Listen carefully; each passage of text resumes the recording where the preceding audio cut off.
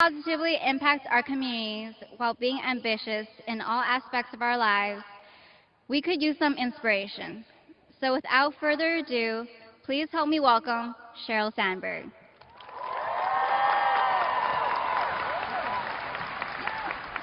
Thank you.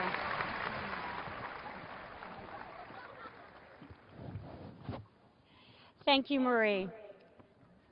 And thank you, esteemed members of the faculty, proud parents, devoted friends, squirming siblings. Congratulations to all of you. But especially, congratulations to the magnificent Berkeley class of 2016.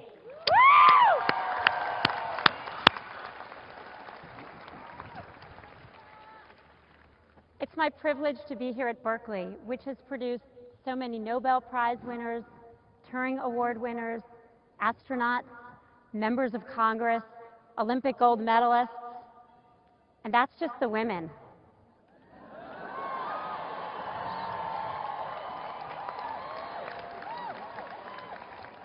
Berkeley has always been ahead of the time.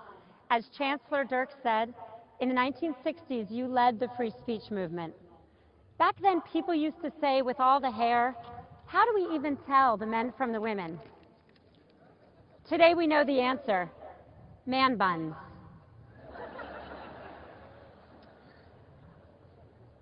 Early on, Berkeley opened its doors to the entire population. When this campus opened in 1873, you had 167 men and 222 women. It took my alma mater another 90 years to give a single degree to a single woman. One of the women who came here in search of opportunity was Rosalind Nuss. Roz grew up scrubbing floors in the Berkeley boarding house where she lived.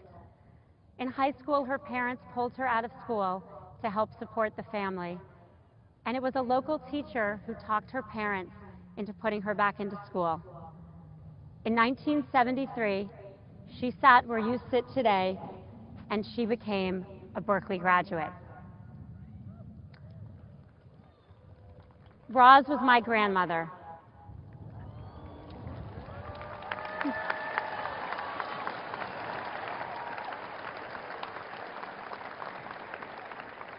She is one of the major sources of inspiration in my life. I was born on her birthday, and I am so grateful to Berkeley for recognizing her potential. And I want to say a special congratulations to the many who today become the first in your families to graduate from college. What a remarkable achievement.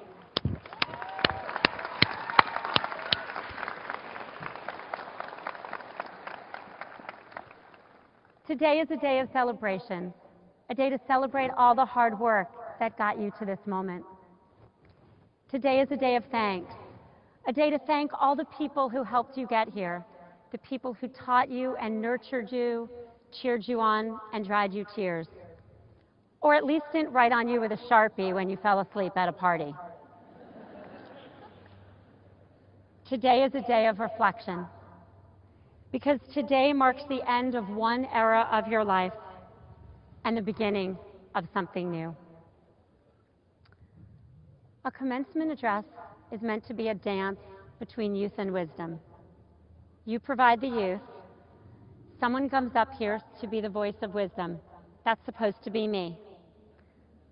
I tell you all the things I've learned in life. You throw your cap in the air.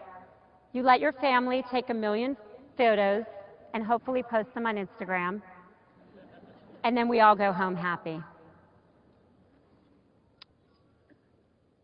Today's going to be a bit different. We'll still do the caps, and you still have to do the photos. But I'm not going to tell you today what I learned in life. Today I'm going to try to tell you what I learned in death. I've not spoken about this publicly before, and it's hard, but I promise not to blow my nose on this beautiful Berkeley rose.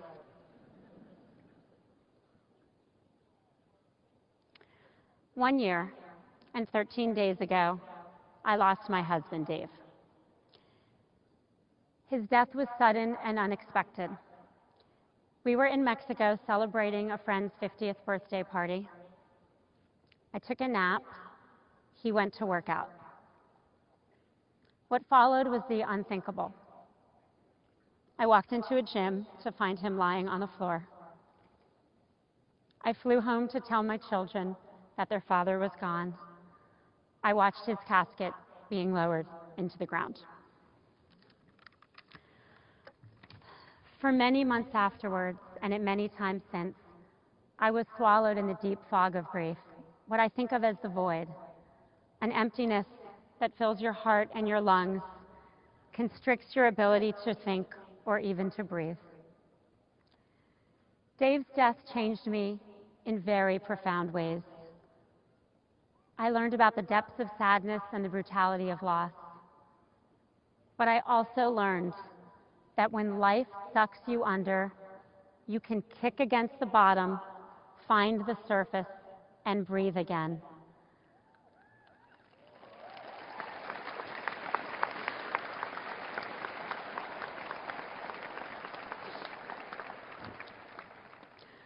I learned that in the face of the void, or in the face of any challenge, you can choose joy and meaning.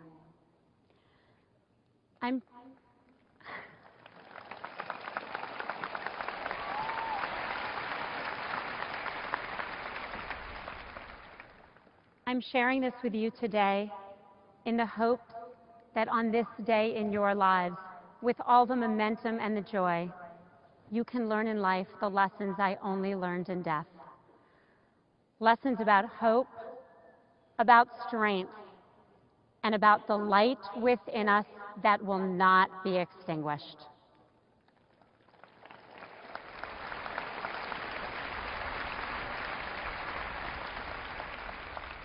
Everyone who's made it through Cal has already experienced some disappointment. You wanted an A, but you got a B. Let's be honest, you got an A minus, but you're still mad. You applied for an internship at Facebook, but you only got one at Google.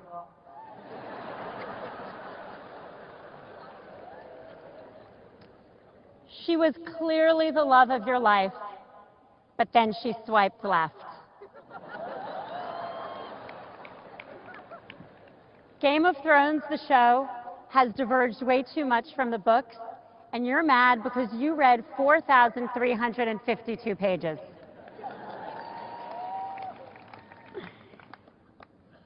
You will almost certainly face more and deeper adversity. There's loss of opportunity, the job that doesn't work out, the illness or crime which changes everything in an instant. There's loss of dignity, the sharp sting of prejudice when it happens. There's loss of love, the broken relationships that can't be repaired.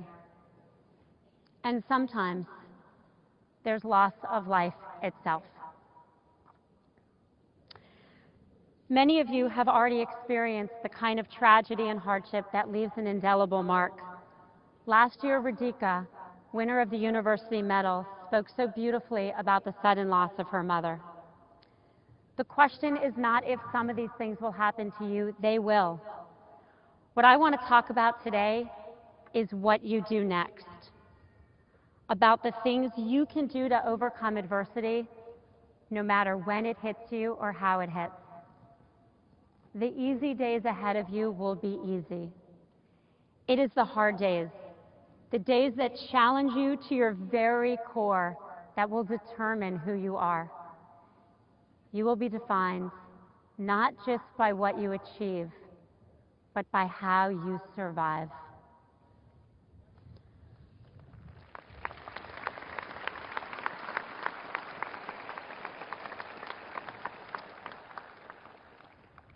A few weeks after Dave died, I was talking to my friend Phil about a father-son activity Dave would not be here to do. We came in with a plan to fill in for Dave, but I cried to Phil. I said, I want Dave. Phil put his arm around me and said, option A is not available, so let's just kick the shit out of option B.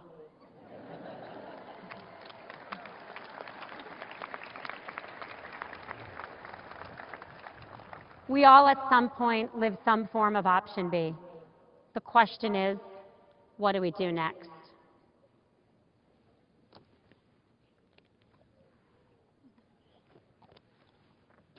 As a representative of Silicon Valley, I'm pleased to tell you that there's data we can learn from.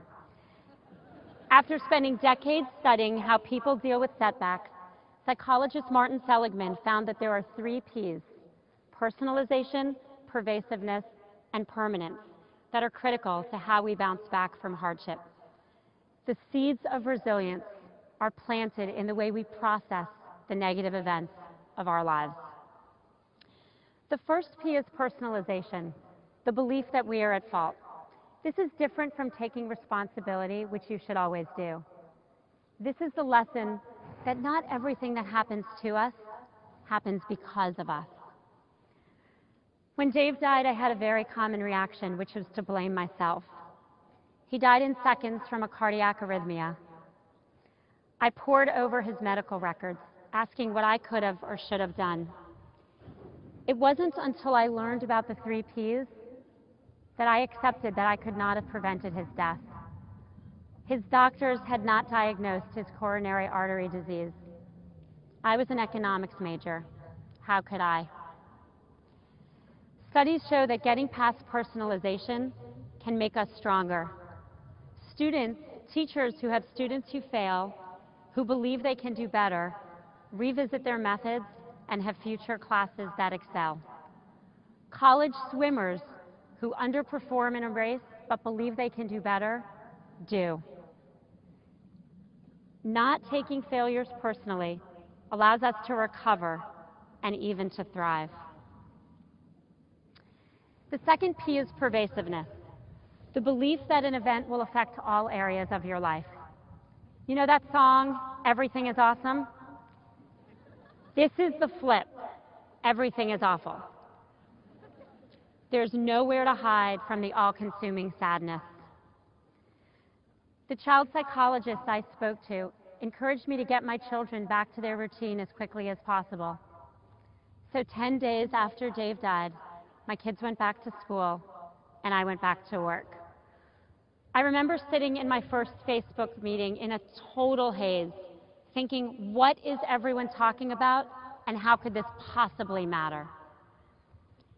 And then I got drawn into the conversation, and for a second, the briefest of all seconds, I forgot about death. That second helped me see that there were other things in my life that were not awful. My children and I were healthy. My friends and family, some of whom are with me today, were carrying us quite literally. The loss of a partner often has severe negative financial consequences, especially for women. So many single mothers and fathers struggle to make ends meet and don't get the time off they need to care for their families. I had financial security, the ability to take the time off I needed, and not just a job I loved, but one where I was encouraged to spend all day on Facebook. Gradually, my children started sleeping through the night, crying less, and playing more. The third P is permanence, the belief that the sorrow will last forever. This was the hardest by me for far, because for so long it felt like the overwhelming grief would never leave. We often project our current feelings out indefinitely. We're anxious, and then we're anxious that we're anxious. We're sad, and then we're sad that we're sad. Instead, we should accept our feelings, but know that they won't last forever. My rabbi of all people actually told me, and this is a quote, that I should lean into the suck. Not what I meant when I said lean in. None of you need me to explain the fourth P, which is, of course, pizza from Cheese Board. But I wish I had known about the 3 Ps where I was your age, because there are so many times they would have helped me. Day one of my first job out of college, My new boss figured out that I did not know how to enter data into Lotus 123. That's a spreadsheet. Ask your parents later. His mouth dropped open, and he said in front of everyone, "I can't believe you got this job without knowing that." And then he left the room. I was sure I was getting fired my very first week of work. I thought I was terrible at everything, but really, I was just terrible at spreadsheets. Understanding pervasiveness would have saved me a lot of anxiety that first week. I wish I had known about permanence when I broke up with boyfriends. It would have been a comfort to know that that feeling wasn't going to last forever. And if I was honest with myself, neither were any of those relationships. And I wish I had understood personalization when boyfriends broke up with me. Sometimes it's not you, it really is them. That guy really didn't shower.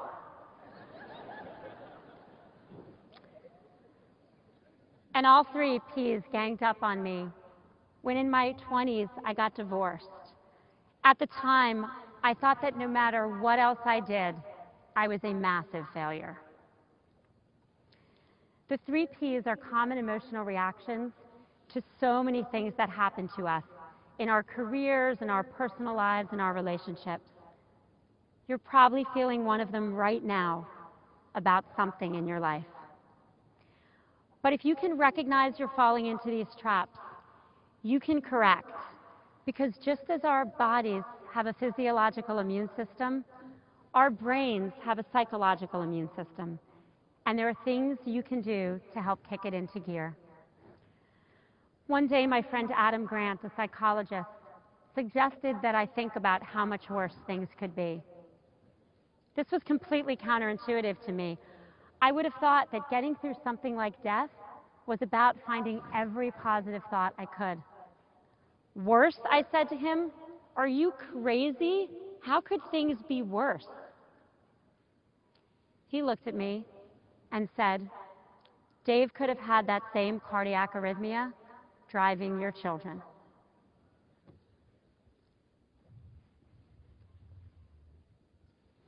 The minute he said it, I felt overwhelming gratitude that my children were alive, and that gratitude overtook some of the grief. Finding gratitude and appreciation is key to resilience. People who take the time to list the things they're grateful for are healthier and happier. My New Year's resolution this year is to, before I go to bed, write down 3 moments of joy. And this really simple practice has changed my life, because no matter what happens each day, I go to bed thinking of something cheerful. Try it.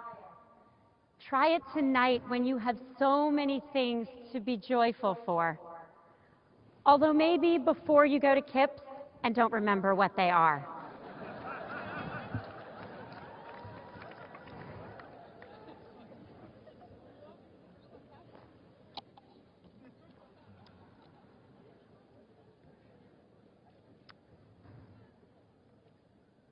Last month, 11 days before the anniversary of Dave's death, I broke down crying to a friend of mine. We were sitting, of all places, on a bathroom floor. I said 11 days. A year ago, he had 11 days left, and we had no idea. And then through tears, we asked each other how we would live if we knew we had 11 days left. As you graduate, can you ask yourselves to live as if you had 11 days left? I don't mean blow everything off and party all the time, although I've already said tonight's an exception.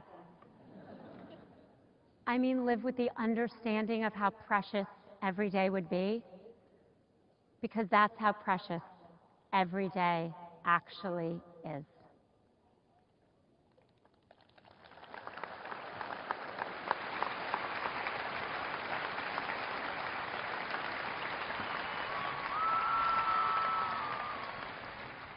A few years ago, My mom had to have her hip replaced.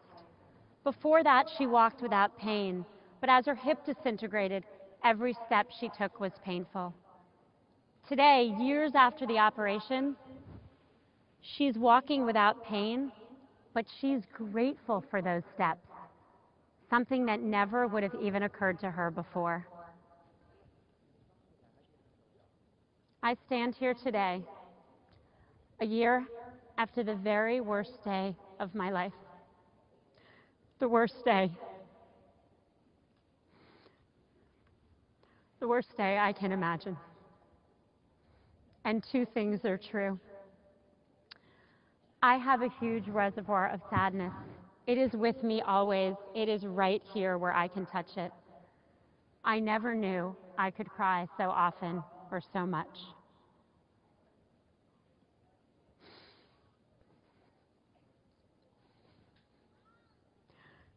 But for the first time, I'm grateful for each breath in and out. I'm grateful for the gift of life itself. I used to celebrate my birthday every 5 years and my friends' birthdays sometimes. Now I celebrate always. I used to go to bed every night worrying about all the things I did wrong that day, and trust me, the list was long. Now I go to bed trying to focus on that day's moments of joy. It is the greatest irony of my life that losing my husband helped me find deeper gratitude. Gratitude for the kindness of my friends, the love of my family, and the laughter of my children. My hope for you is that you can find that gratitude, not just on the easy days like today, but on the hard days when you will need it.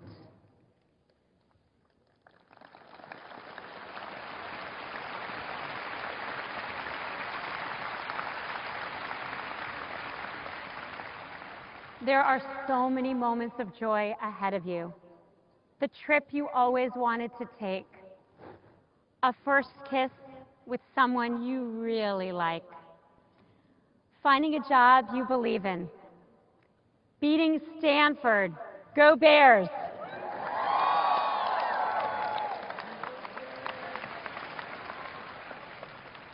All of these things will happen to you. Enjoy each and every one. I hope that you live your life, each precious day of it, with joy and meaning. I hope that you walk without pain and you are grateful for each step. And when the challenges come, I hope you remember that deep within you is the ability to learn and grow. You are not born with a fixed amount of resilience. It's a muscle. You can build it up and then draw on it when you need it. And in that process, you figure out who you really are, and you just might become the very best version of yourself.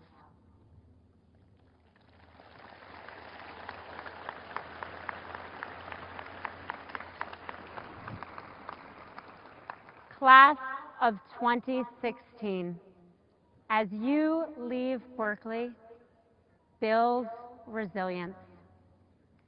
Build resilience in yourselves.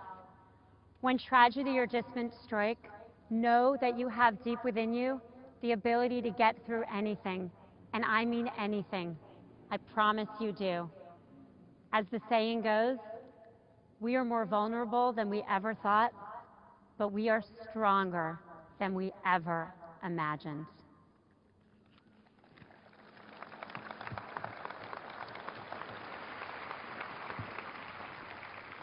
Build resilient organizations. If anyone can do it, you can, because Berkeley is filled with people who want to make the world a better place.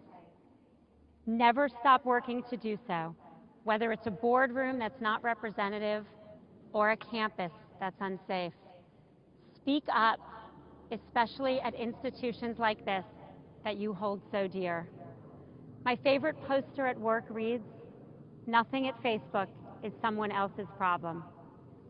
When you see things that are broken, and you will see things that are broken, go fix them.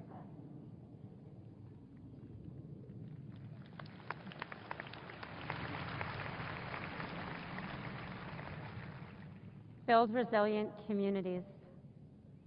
We find our humanity, our will to live, and our ability to love in our relationships with each other. Be there for your family and friends. And I mean in person, not just in a message with a heart emoji. Lift each other up. Help each other kick the shit out of option B. And celebrate every moment of joy. Go Bears!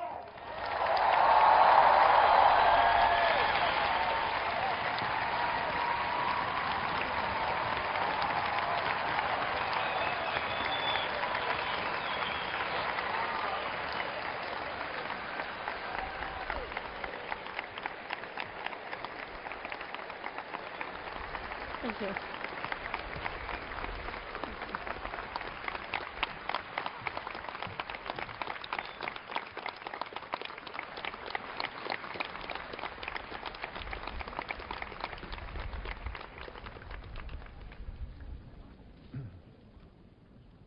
I just want to thank Sheryl